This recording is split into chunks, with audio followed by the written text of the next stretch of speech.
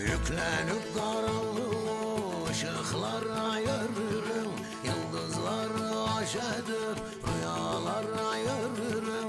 Göç dediğin hiç bitmez, bilinmeze yürürüm. Gurbettir melbeketim, yalnızlığa yürürüm.